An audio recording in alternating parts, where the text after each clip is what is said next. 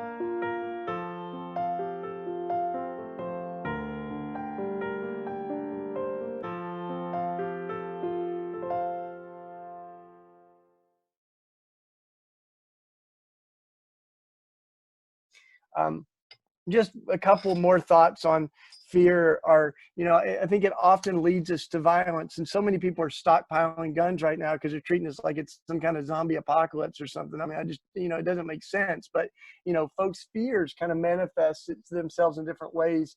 And I think of Peter, and I take a lot of courage from Peter because, he heard the Sermon on the Mount from Jesus himself, love your enemies. And then, there was a really difficult day when the soldiers came to arrest Jesus, and Peter picked up his sword and still impulsively resorted to violence. He cut a guy's ear off. But Jesus's beautiful response is he first rebukes Peter and he says, "Put that away. You still don't get it. You live by the sword, you die by the sword. Love your enemies. Like enough of that." And then he picks the ear up and heals the guy that Peter had wounded. And I sort of think like we don't often think of that man, but think about how he's going to tell that story for the rest of his life. Think about what it might have done to him, that the man they came to arrest, healed him after his friend wounded him. And so the early Christians said that when Jesus disarmed Peter, he disarmed every Christian. Because if ever you had a case to use violence to try to protect the innocent, like Peter had the best case there ever was. But when Jesus disarmed Peter, he disarmed all of us. That this is about a cross. It's about love. It's about fearlessness in the face of violence, and that we can interact with violence without becoming it. And that's one of the great challenges in our world, is to follow the way of Jesus. It means that we live in a world of uncertainty and all kinds of craziness and violence, but we are light in the darkness. We are to as Stanley Hauerwas, a dear friend, he says we're like air fresheners in the toilet. We're to leave off the fragrance of love in a world of fear and hatred. So what a time it is to be alive, and to try to be that light in the darkness. The last thought I had was I just saw a wonderful study. You'd love this, Dan, on fear from the Cato Institute. And they showed how unreasonable our fears are. And they listed all of these things that are more likely to kill you than an immigrant or a refugee.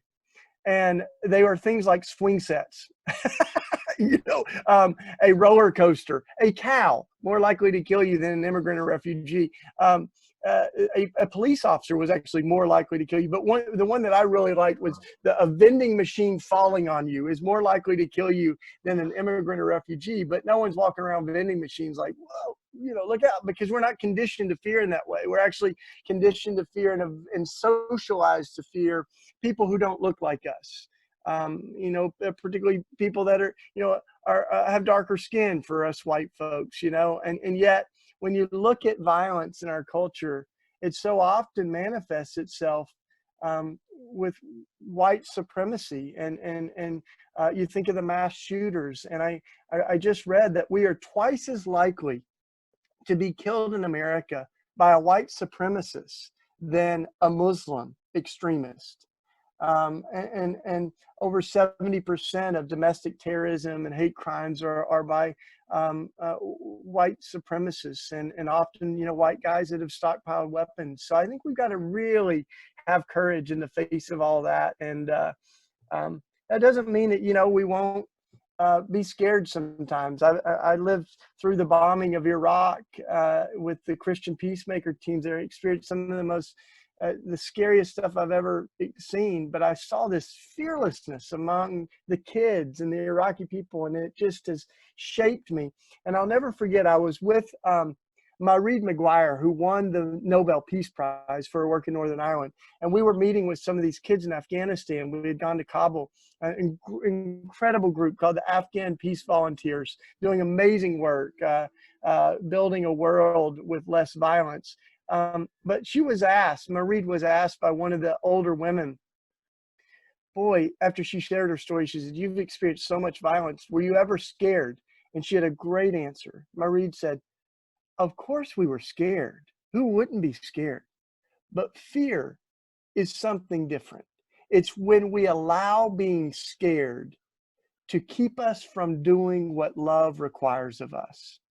So I've held on to that because I think that, it's okay sometimes to be scared. There's so much uncertainty with this virus, with so many things, but fear is when we let ourselves be held hostage to that being scared, and we don't do what love requires of us. So, we may be scared sometimes, but let's choose love even in the face of the things that might make us scared. And that's where we really choose love over fear. So this is a time, I think for all of us to say, I choose hope over despair. I choose light over darkness, love over hate. And, we're going to live in the middle of this, and we've got each other, we've got God, and that should help us have courage.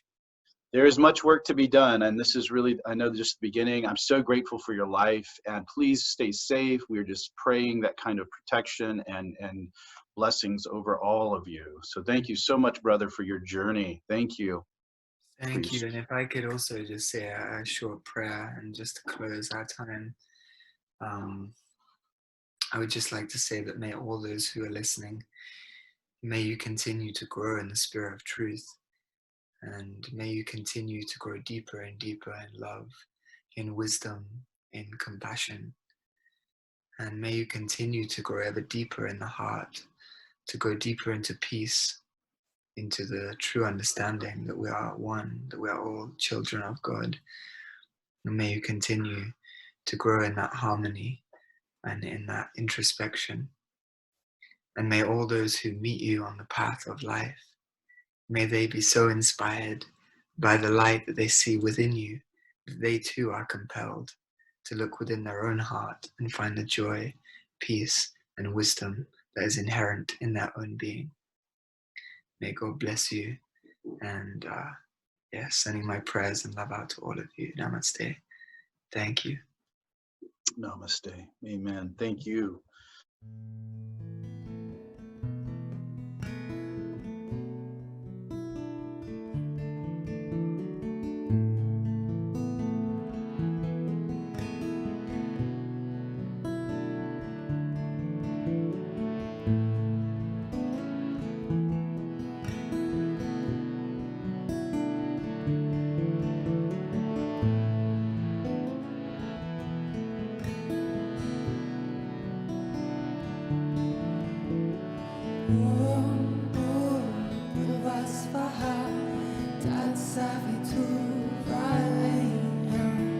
Bye.